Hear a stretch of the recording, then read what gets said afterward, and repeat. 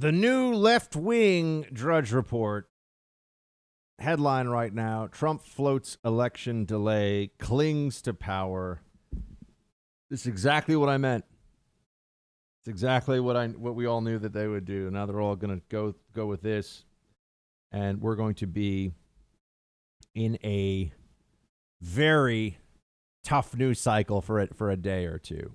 We're going to be in a place where we have to think, hold on a second, how do we get back on offense? Because the law and order issue is very strong for the president, and I think that's why Democrats have been trying to skirt away from it. Oh, wait, one thing before I want to get into a discussion of Trump versus Biden in a second here, but this was a classic.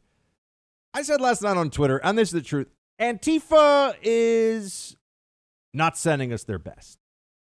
Or actually, maybe Antifa is sending us their best. It depends on how dumb you actually think they are. But this was one of my more amusing, and one of the more amusing things that I've seen on Twitter in a while. There's a guy named Edward Shinzing who is facing 20 years in prison and a mandatory federal minimum of 5 years for federal arson inside the Portland Justice Center. Producer Mark, I just want, how do you think they were so quickly, just take a guess, how are they so quickly able to find out this guy's name based on just having a video of him? They've already got him. They already know who they're looking for. How do you think they found out who it was? He was wearing something that made it obvious to find him. He actually had his name, his last name, tattooed in huge letters on his back. So this would be like you going and committing federal arson at a courthouse with video cameras everywhere, and you have producer Mark actually tattooed on your bare back, and you're not wearing a shirt. Not the brightest light bulb in the not the smoothest move I have ever seen. That is for sure. But that's a reminder. These are the kinds of people that are trying to burn down federal courthouses. I mean, these are the individuals that tell you they want to bring about a revolution in society. Oh, there's one other point here that I want to make on the COVID debate really quickly. The mask debate is what we want to talk about. The mask debate, okay? I do just want to point out, though, that people, that news anchors, you got to be very careful with your pronunciation here. You got to make sure that everyone understands exactly what you're saying, because if you listen closely, well, play clip 2. This morning, as COVID cases mount across the country, the mask debate is intensifying. People are very passionate on both sides of the great mask debate. The partisan mask debate is heating up. Mask debate's growing. The president is trying to have us cover the mask debate. CVS, Target, and Walgreens are getting in on the mask debate. The mask debate now taking center stage at local restaurants. It's 9 minutes after 6 now, and there's new video of a raging mask debate. The mask debate in Georgia is getting ugly. The mask debate is in fact getting ugly, and you don't want too many people involved in the mask debate. Am I correct in that, producer Mark? Yeah, you don't want a messy mask debate. You do not want that to get. You don't want it to get out of control. You got to control your mask debate. So, yeah. All right. Now, what else do I have? Okay, let's get back. Excuse me. Let's get back to some real stuff. President Trump really needing to establish, I think, more than ever, what his vision for the future is going to be, because he's not running against Hillary Clinton. He's running against, in a sense, what's going on in this country and what he promises to do if we give him 4 more years. These are the most basic political questions imaginable. We're all very aware of this. Here's the president going back to what you could consider core MAGA principles. Play 14. Because as long as I'm president, we will always put America first. It's very simple. Very simple. For years and years, we put other countries first. We now put America first.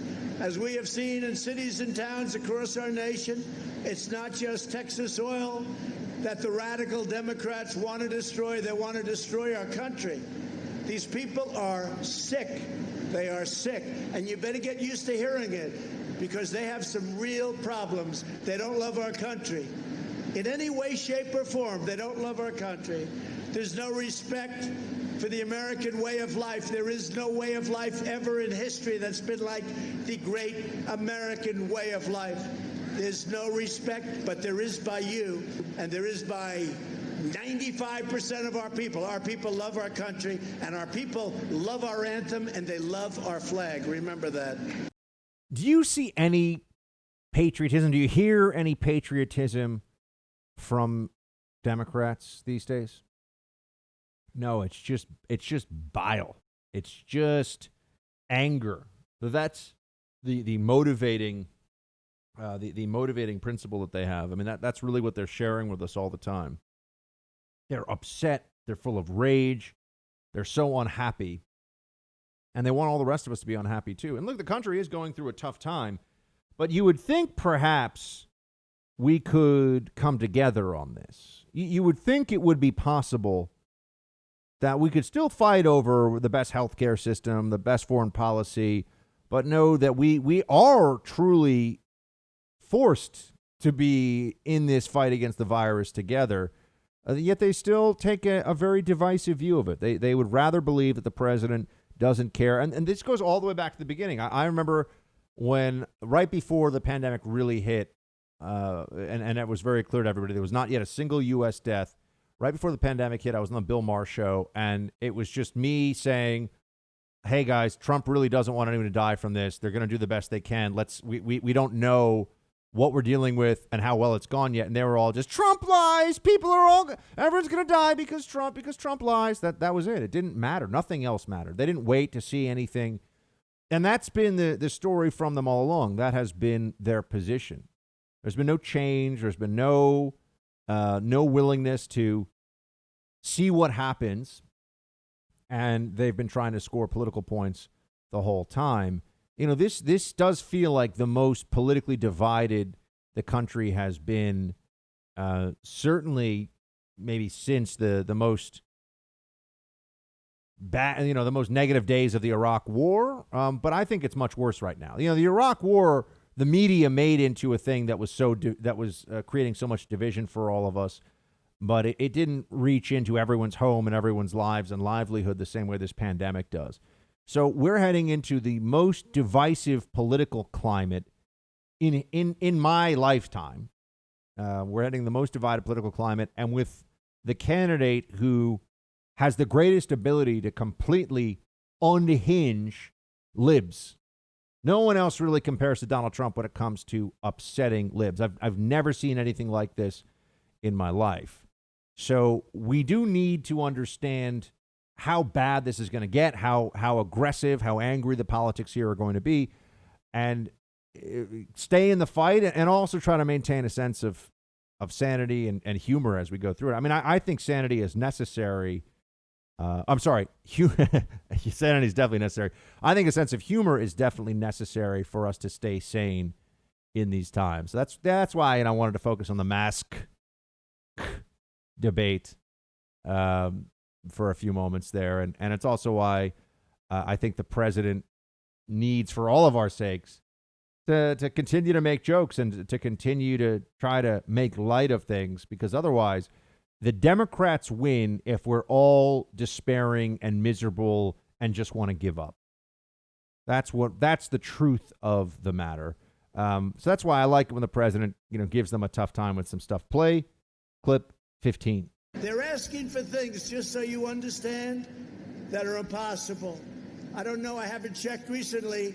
What have they done with cows? Remember, there were going to be no more cows and no more cattle. I think they might have left that one off the manifesto, but it'll be back. Their platform calls for mandating zero carbon emissions from power plants by 2035. In other words, no drilling, no fracking, no coal, no shale, no gas, no oil. Otherwise, they've been very good to the industry, I think.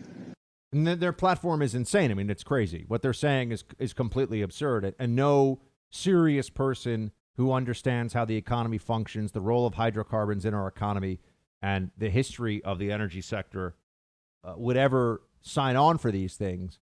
But Democrats have politics as a religion replacement. And once you think of it in that context, everything else starts to make a lot more sense. Democrats embrace their political beliefs the same way other people embrace their beliefs about what human beings are here to do and why we exist in a relationship with God. Democrats have found, and you might say, well, Buck, there are a lot of religious Democrats. Well, I think they got two religions. They've got two. Anytime I see something, if I see a good argument from a leftist, I want to read it. I want to understand it. And I sometimes, and I even share with you when I'm not certain on something or when I feel like there really are two sides I shouldn't just say worth hearing. There are two sides that have a point in a debate. There are those areas where it's a trade-off of competing goods and it's not easy to see what the right answer necessarily is. You can make a case that those issues do exist. That's not what we're talking about with these Democrats. We're not trying to figure out the simple stuff. And we're not trying to figure out the minutia and deal in the gray areas. And the most straightforward stuff of what I meant by simple stuff, the things that we all should agree on. We don't see eye to eye on some of the most basic functions of government. We no longer see eye to eye on the freedoms in the Bill of Rights. They have separated from us on this, and Joe Biden is just the vessel for that radical left takeover. How can a Democrat Party that embraces a Green New Deal really think right now that Joe Biden is a good representative of where their party is ideologically? How can a Democrat Party that embraces single payer health care, which is socialism? It is socialism. How can the government do that? I'm sorry, the Democrat Party do that and then support Joe Biden, the most boring, uninspiring politician in the Democrat Party? I know it's name recognition, but that's exactly the point. He's the empty vessel. It's like a shell company for what the left actually plans on doing. I believe that they should have to tell you what they want to do up front. They don't agree. They would rather be put in power and then force it on you. And why do we not see this? Why isn't this any more obvious to the rest of the country than it already is? Well, because the media is wildly dishonest. There was an Axios Harris poll about how has your view of each of the following industries changed since the start of the coronavirus pandemic? Approval increases here. Doctors, nurses, hospitals, 47% saw an increase in respect for doctors, nurses, and hospitals. Grocery store workers, 35% increase, said, wow, and look, grocery store workers and people who work at CVS and various drugstore chains across the country, they showed up, and we shouldn't forget that. I talked about it in the beginning, and I have not forgotten. Those people were showing up, and when everyone was really scared and didn't know as much as we do now about the virus, they kept panic from taking over because there was no food on the shelves or no one to sell you the food. Food and beverage, 23%. You go down this list, and then you get to the bottom. You know who has a negative change here? Media, 5% less trust. Airlines, 7% less trust. But how could the media, at a time of a raging pandemic when information is so essential to all of us, how could the media be losing public support? Well, because anybody who's paying attention, anyone who sees what's really happening understands that they have been lying to you and taking sides all along.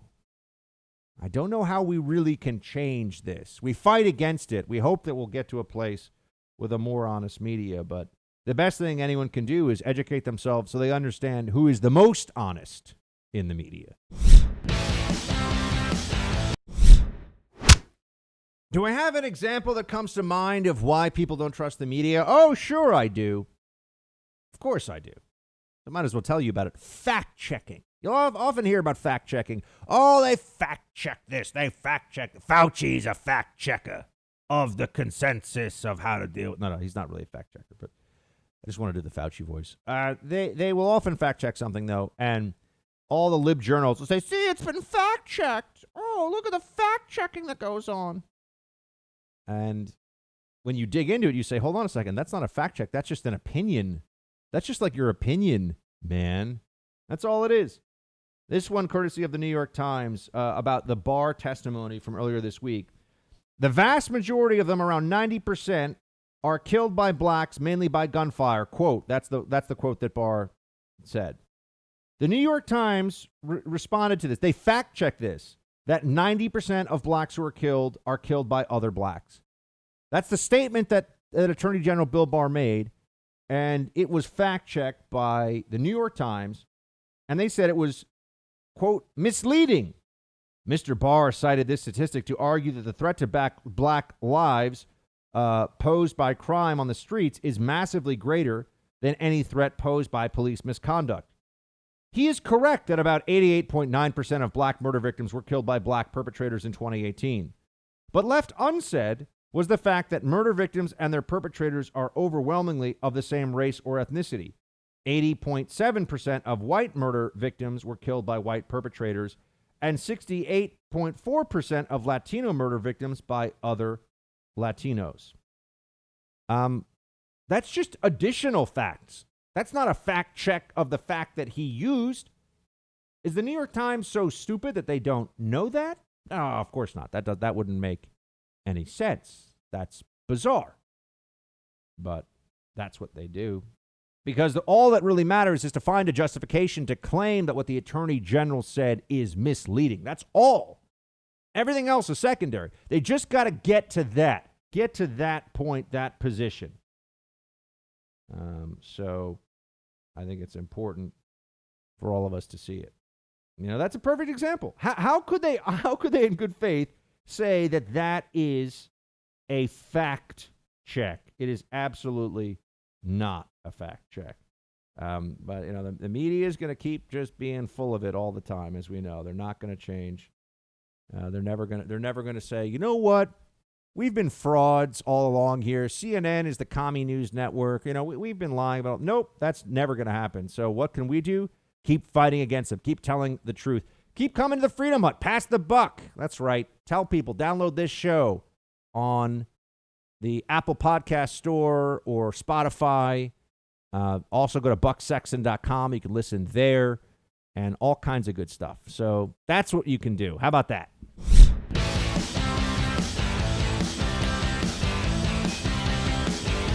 Time for roll call. I think we're going to single-handedly bring back dubstep, producer Mark. Just by talking about it on this show.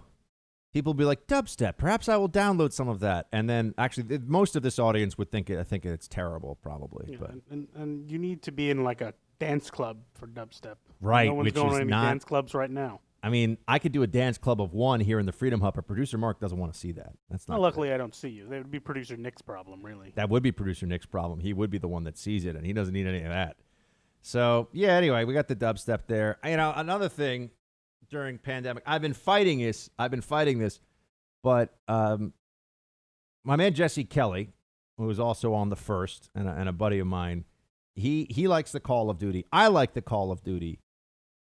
The PS4 game, I think it's also on the other, what's the other one called? TurboGrafx 16 or something. What's it called? What? Xbox. Where did you get TurboGrafx? TurboGrafx is like the granddaddy of the Xbox. Same idea. No, it's just an Xbox. Okay. Well, but anyway, Call of Duty is fun, as is FIFA, the soccer game. I like them both. My older brother, because he's moving, has at least temporarily entrusted me with his PS4. And I am terrified that if I plug this thing in, all of a sudden the 5 hours of radio a day that I'm doing will be added to a few hours of video game playing. And I'm, you know, once you and Jesse Kelly wants to start playing Call of Duty with me, and obviously we will smoke all the libs who play Call of Duty together, as well as foreigners from all over the world, if we were to do this. And I just feel like my social life, I mean, the Snow Princess is gonna protest. She's gonna protest. She's not gonna like this. Yeah, she's going to be very upset with you. I mean, how about you only do it when she's not there? I mean, well, of course, I'm never gonna play when she's here. I'll never, oh my gosh, I'll be it'll be some cold nights for the Buckster on the couch if I start playing when she's here. But I'm just saying, man. I like video. I've played video games in this very rare occasion with my brothers as a bonding. I got two brothers, one who's 5 years younger, one who's 3 years older, and we're very close. My little sister doesn't play video games at all, which is interesting. Almost like that sometimes there's a bit of a gender preference for whether you want to play Call of Duty or not. Anyway, but oh gosh, I don't know if I'm allowed to say that. But I rarely do it. I just feel like if I start, man, I don't know. You know what? I need to be working out and eating healthy and doing all the radio and content that we do to try to help save the country from the libs and not playing. Maybe what about Call of Duty on weekends only? Maybe that's the answer. That's a nice compromise. Right, I think that's a nice compromise. Do you ever play? You ever play? I've played Call of Duty occasionally. I'm not very good at it. But you have it? I have one of them. I don't have the new one. Well, if you got the new one, then you, me, and Jesse Kelly can all play on like the Freedom Hut team in Call of Duty. Yeah, but you're all going to get mad at me for being just absolutely god-awful at it. I'm surprised. I would think you'd be pretty good at PS4 stuff just because, well, I'm really good at the sports games because that's what I've played my whole life. Ah, okay. So, like Never at really got hockey, into you're Call telling of me Duty. you can, dribble the puck all over the place. And You don't dribble a puck, but okay. Yeah, yes. Yeah, the same idea, same thing. You dribble a basketball. So we'll see. I haven't plugged it in yet because I'm not great with electronics, which producer Mark also knows. So please tell me you can figure out how to plug that into your TV. The PS4, I got to get an outlet that changed. It's some stuff. There's some stuff. It's a few steps. It's 2 wires. No, but if I fix it, then I'm going to start playing. Yeah, I need to not play the PS4. Oh, gosh. I'm going to sit here and be like, hey, guys, show's over a little early today because I got this tournament on FIFA that I got to do on PS4. People are like, what has happened to Buck? Anyway. All right. Let's get to the actual roll call. Facebook.com/Buck Sexton. Team Buck at iHeartMedia.com is our email address for the show. Make sure you're going into BuckSexton.com as well. You'll see more and more content and cool stuff up there every day. Adam, Buck, question for you. Do you think Biden might go way out in left field and pick Michelle Obama as his vice president? Adam, I really, this is just belief. I don't know. This is gut instinct. This is what I feel. I think that Michelle Obama likes to be Michelle Obama doing what she's doing right now. I think that, she's very rich. She is very famous. She is beloved by all liberals. I mean, she may be in some ways even more beloved than Barack. The Obama brand is the most, again, I'm speaking here from the perspective of what Democrats see and think and, the elite media and all the rest of it. I think the Obama brand is the most powerful and useful Democrat brand that there is. And Michelle Obama would be formidable. She would be formidable if she showed up tomorrow and said, yeah, Biden, he's stepping aside, vote Michelle Obama. I really think this. I think that think about every single Democrat you've ever known would be like, oh my gosh, Michelle Obama. And a lot of if she just gave some speeches about how, guys, we're going to bring the country together, we're going to, she's far more appealing than Joe Biden. Okay. I'm just, again, I'm analyzing this honestly. She is far more appealing than Joe Biden to Democrats. And quite honestly, in general, I mean, she's, young and with it. And, there's a, Joe Biden's here. He's like, oh, Michelle, I don't know. But to your question about if she were the VP, it would really be like a pre-coronation of her because Joe Biden's already said he's only going to do one term. Why am I going through all this analysis with you, though? I think that she doesn't want to do it. I don't know her. I have no contact with the Obamas, obviously, or anyone who's in really close contact with them. I just think she doesn't want to do it. She'd rather just be a multimillionaire who does whatever she wants and has everyone tell her how wonderful she is all the time. That's what I think. I mean, I could be wrong. Otherwise, why not? Why not?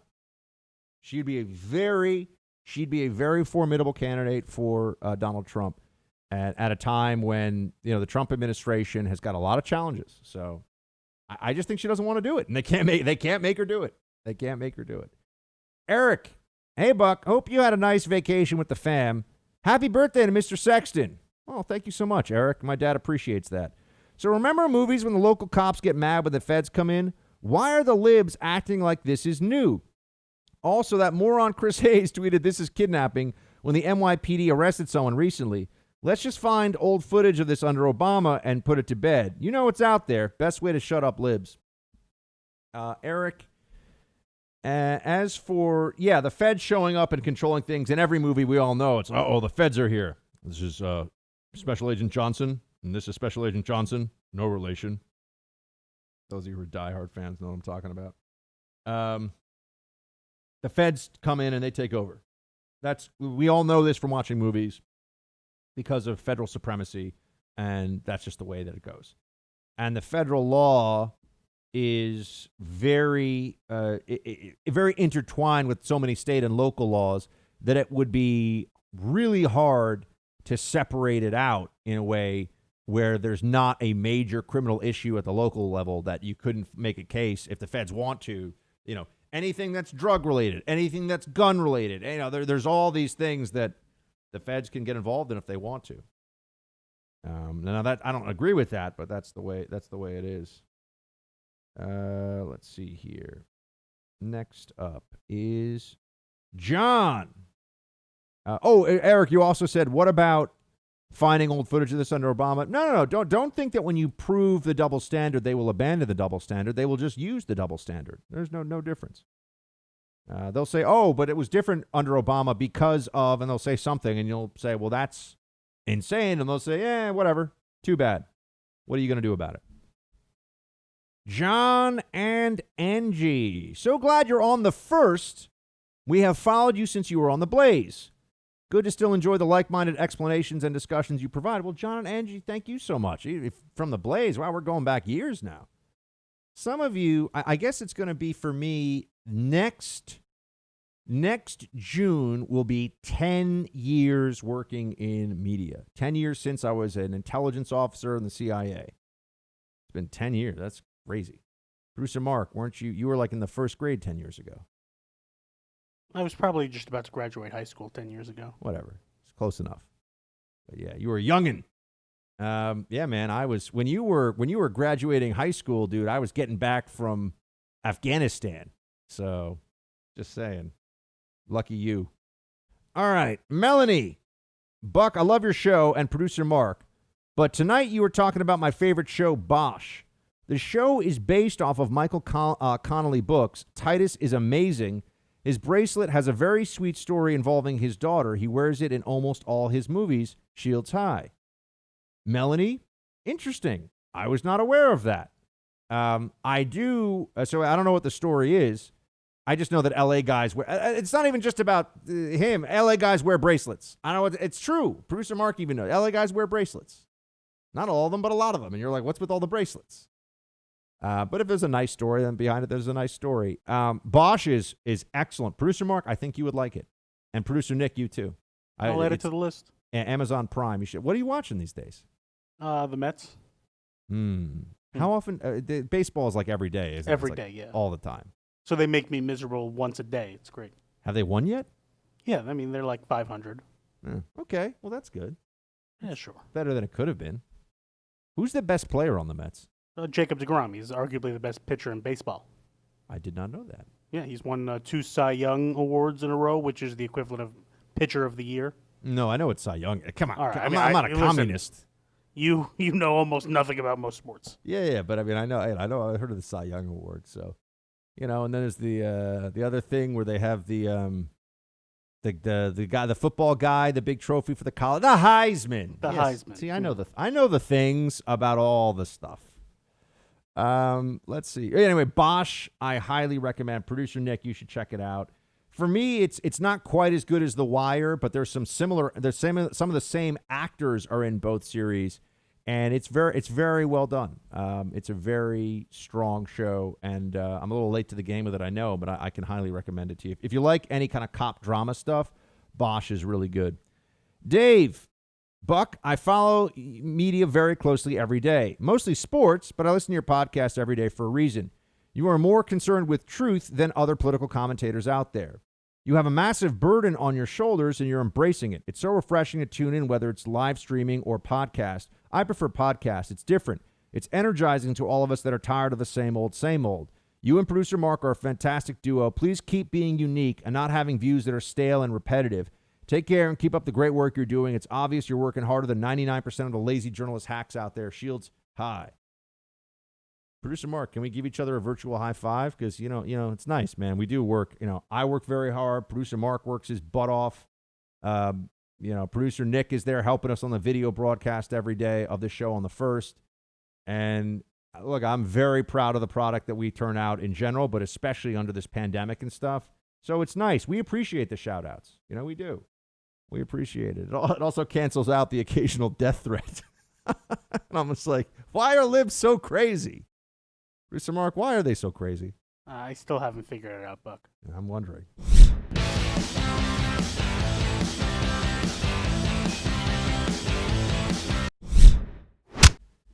All right. Michael writes in, riot shields high. What Fauci is doing, Fauci. Michael, are you showing your proper respect to St. Fauci? I certainly hope so. Fauci is commonly referred to as moving the goalpost.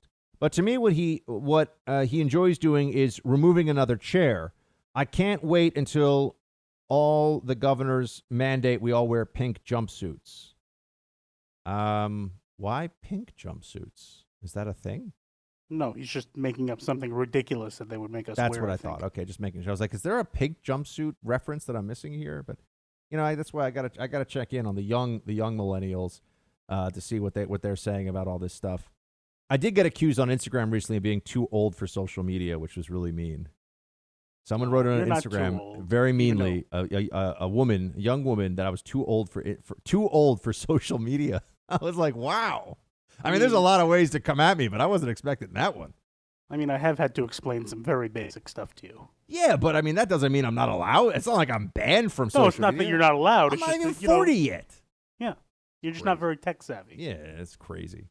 All right, Michelle's next up here. To Buck and producer Mark, I really appreciate your podcast and never miss an episode, especially during this crucial time. Your conversation with Ned Ryan was right on target, and you touched on a topic I've been thinking about the past few days, the president's messaging regarding law and order. Isn't there an opportunity for President Trump to better guide the narrative about the riots in our cities? Yes, please do reassure these suburban moms and everyone else that peace will be restored. Can we reframe the conversation that our law and order president is our restore the peace president? It would be great to hear a stronger message that peace will be restored across our nation with his guidance, and that with peace, freedom will be restored so we can get back to normal life.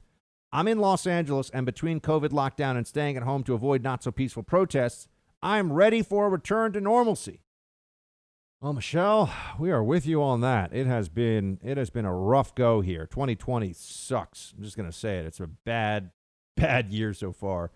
Not bad here in the Freedom Hut. We're doing a good show. We're happy to, be able to talk to people all across the country every day. But I just mean 2020 in general is thumbs down year. 2019 was awesome.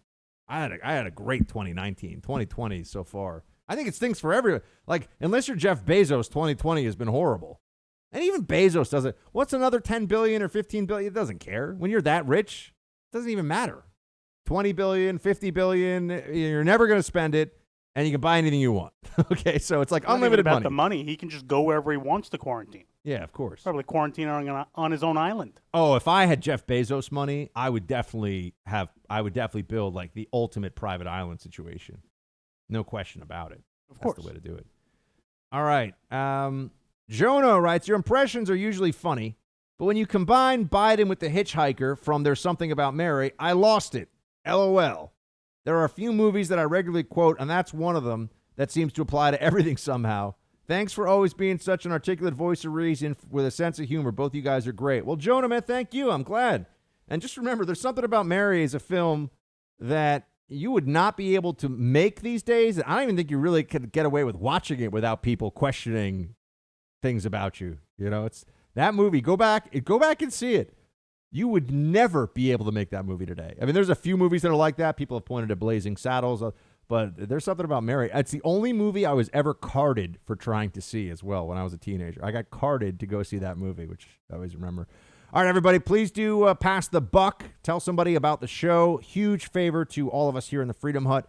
Spotify, the iHeartRadio app, The Buck Sexton Show. Just go check it out there. Back tomorrow. Shields high.